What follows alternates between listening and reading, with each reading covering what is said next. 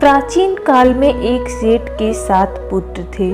सातों के विवाह हो चुके थे। सबसे छोटे पुत्र की पत्नी श्रेष्ठ चरित्र की विदुषी और सुशील थी, परंतु उसके भाई नहीं था।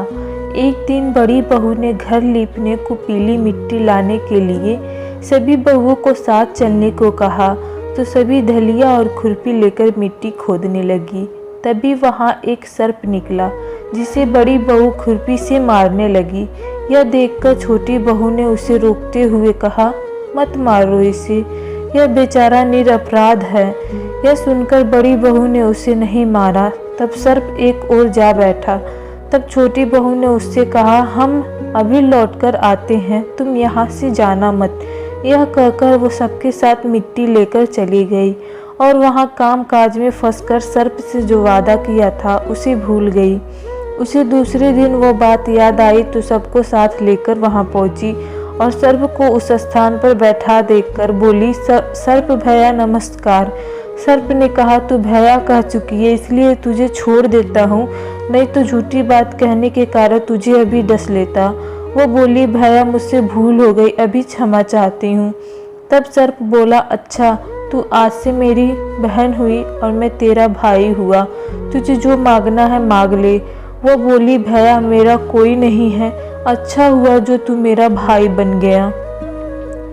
कुछ दिन व्यतीत होने पर वह सर्प मनुष्य का रूप रखकर उसके घर आ गया और बोला कि मेरी बहन को भेज दो। सबने कहा कि इसके तो कोई भाई नहीं है, तो वो बोला, मैं दूर के रिश्ते में इसका भाई हूँ, बचपन से ही बाहर चला गया था। उसके विश्वास दिलाने पर घर के लोगों ने छोटी को उसके साथ भेज दिया। उसने मार्ग में बताया कि मैं वही सर्प हूँ, इसलिए तू डरना नहीं और जहाँ चलने में कठिनाई हो वहाँ मेरी पूँछ पकड़ लेना। उसने कहे अनुसार ही किया। इस प्रकार वह उसके घर पहुँच गई। वहाँ के धन ऐश्वर्य को देखकर वह चकित हो गई। एक दिन सर्प की माता ने उससे कहा, मैं एक काम से बाहर जा रही हूँ, तू अपने भाई को ठंडा दूध पिला देना। उसे यह बात ध्यान न रही और उससे गर्म दूध पिला दिया, जिससे उसका मुख बेतरह जल गया। यह देखकर सर्प की माता बहुत क्रोधित हुई, परंतु सर्प के समझाने पर शांत हो गई। तब सर्प ने कहा कि बहन को अब उसके घर भेज देना चाहिए। तब सर्प और उसके पिता ने उसे बहुत सा सोना, चांदी, जवाहरात, वस्त्र, भूषण आदि देकर उसके घर पहुंचा दिया।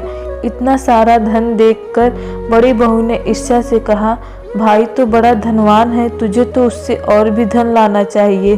सर्प ने यह वचन सुना तो सब वस्तुएं सोने की लाकर दे दी। यह देखकर बड़ी बहू ने कहा, इसने झाड़ने की झाड़ू भी सोने की होनी चाहिए।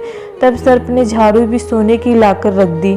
सर्प ने छोटी बहू को हीरे मणियों का एक अद्भुत आहार दिया था। उसकी प्रशंसा उस देश की रानी ने भी सुनी और वह राजा से बोली कि सेठ की छोटी बहू का हार यहाँ आना चाहिए। राजा ने मंत्री को हुक्म दिया कि उससे वह हार लेकर शीघ्र उपस्थित हो।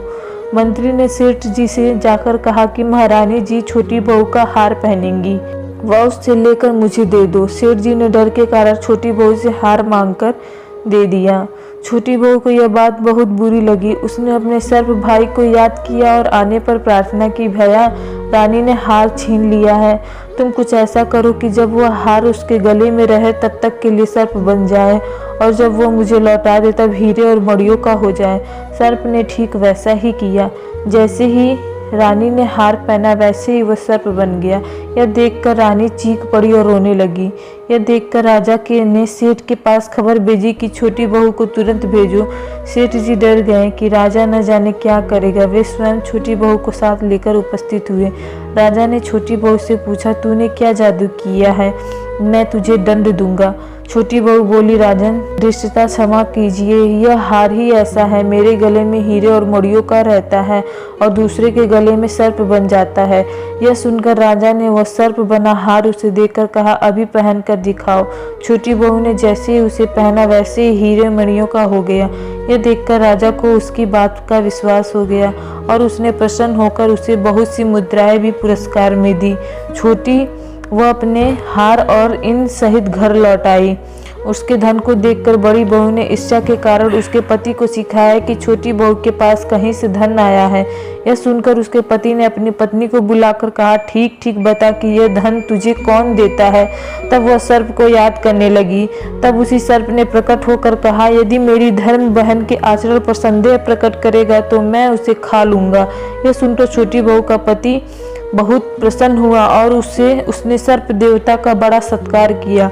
उसी दिन से नाग पंचमी का त्योहार मनाया जाता है और स्त्रियां सर्प को भाई मानकर पूजा करती हैं। दोस्तों, नाग पंचमी की यह कहानी आपको कैसी लगी हमें कमेंट बॉक्स में ज़रूर बताएं। धन्यवाद।